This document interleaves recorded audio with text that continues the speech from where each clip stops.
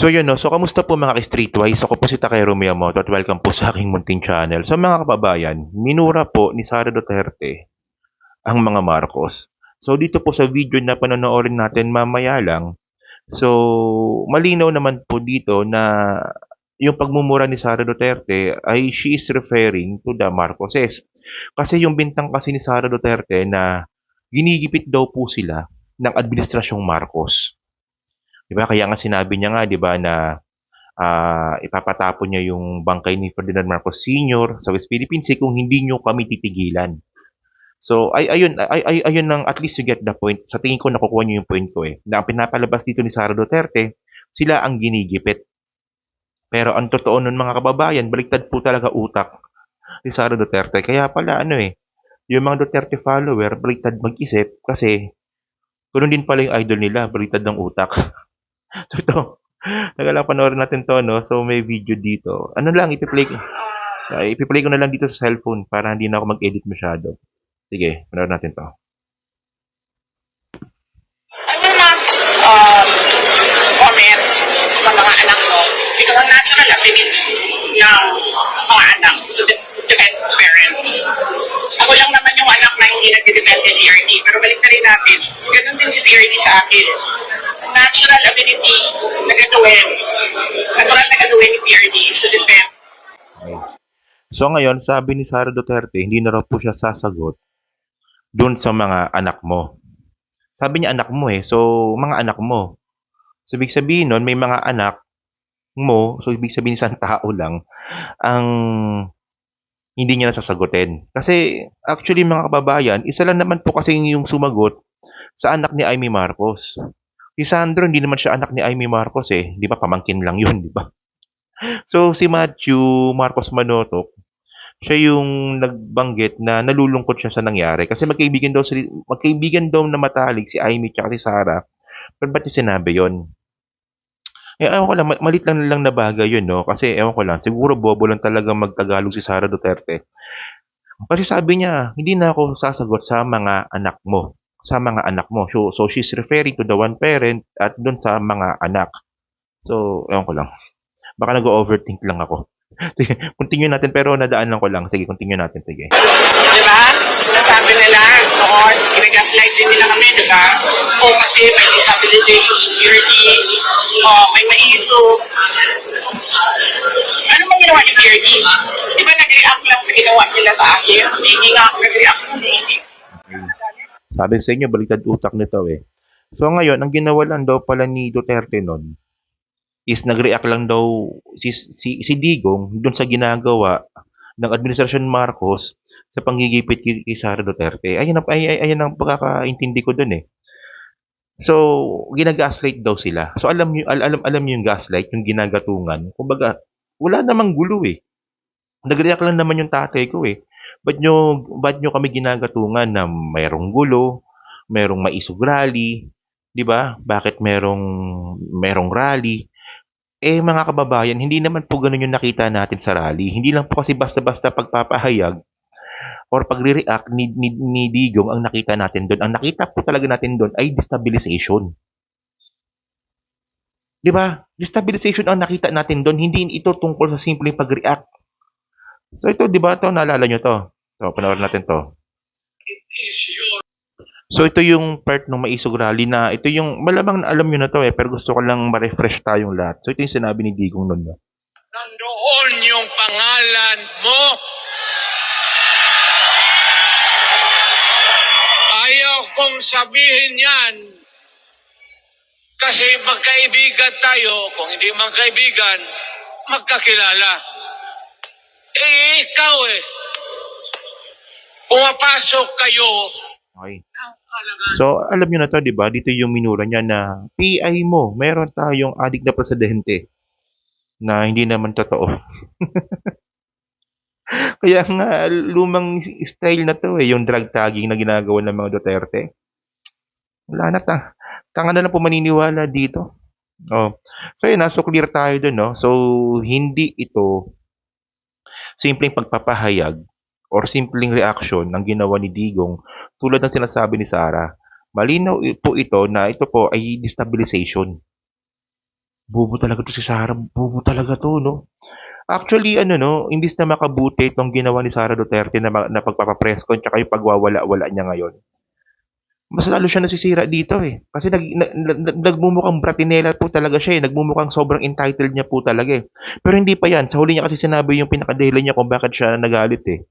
Sige, sige continue pa natin 'to. Di ba nag-react lang sa ginawa nila sa akin? Hindi nga ako nag-react. Hindi ako nagalit. Confidential funds, ano sabi mo? Fine, sa inyo na yan.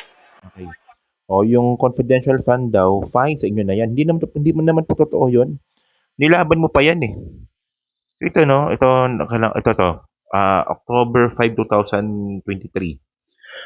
Sabi ni Sara dito, tinawag ni Vice President Sara Duterte na kalaban ng bayan ang mga kumukontra at may tuturing daw na ganyan ang mga kontra sa confidential fund. Ano? Tinawag ni Vice President Sara Duterte na kalaban ng bayan ang mga kontra kapayapaan at maituturing daw na ganyan ang mga kontra sa confidential funds. So yun, di ba? So ibig sabihin pala ni Sara Duterte diyan sa mga kumukontra daw sa confidential fund niya dati, eh kalaban daw ng kapayapaan, kalaban daw ng bayan. Sinabi niya yun, no? So hindi yan basta-basta na binitawan mo yung confidential fund, nilaban mo pa yan. Yun nga lang talagang wala eh. Naniniwala sa iyo eh. Sinungaling talaga to. No? Sabi niya kasi, o confidential fund, fine. O sa inyo na yan. Hindi, nilaban mo yan. Pinaglaban mo yan. Talo ka nga lang. So, ewan ko ba? So, continue natin. Sige. Hindi ako nagalit. Confidential funds, ano sabi mo? Fine, sa inyo na yan. Fourth quarter, sa inyo na yan. Kung na naman, hindi naman kailangan yan eh. Napapadali lang talaga ang trabaho kasi natatarget mo yung trabaho.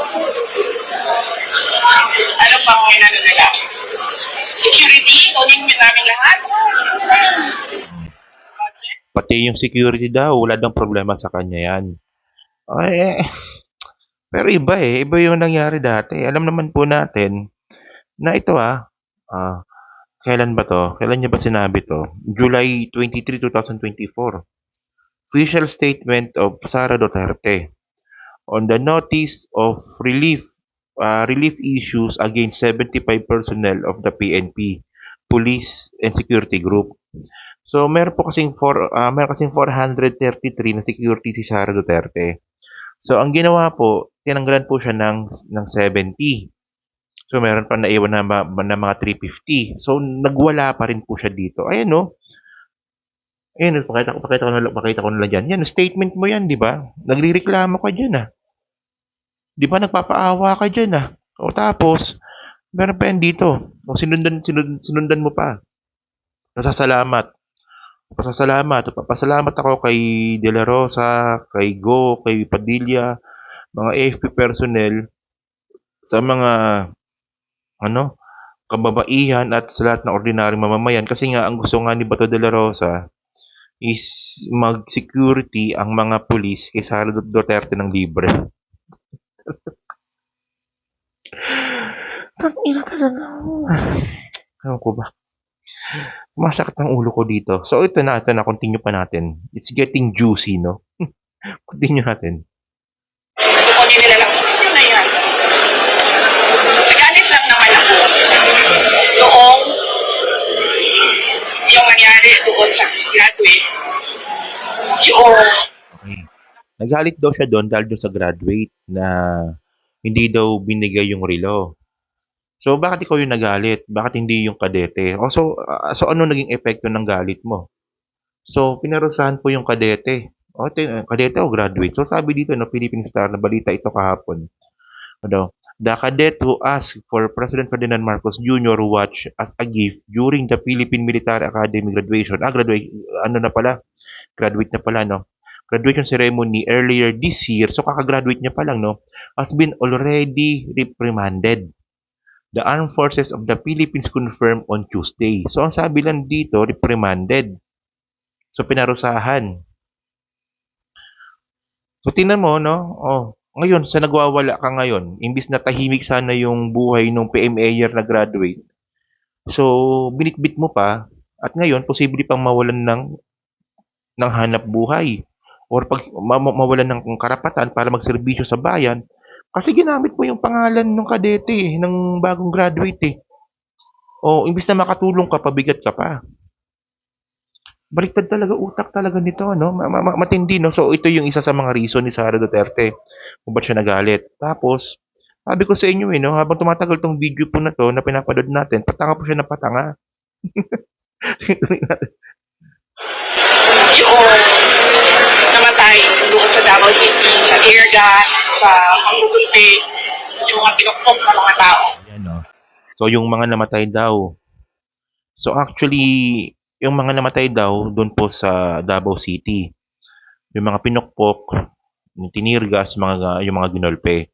Parang baliktad na naman ata yung utak ni Sara Duterte dito, no? Kasi kung ang sinasabi ni Sara Duterte dito is tungkol dun sa mga KOJC member na nangharas sa mga pulis, ba't hindi mo sisihin si Kibuloy? Di ba? Ito may balita dito Footage, actual surrender, arrest of Apollo Kibuloy. So si Kibuloy po ay nagtatago po talaga sa loob mismo ng KOJC compound. At malabong hindi mo alam yun. Di ba? Nung anniversary ng KOJC compound, nandun ka sa loob, di ba? Malamang binisita mo si Kibuloy doon kasi nasa loob ka na.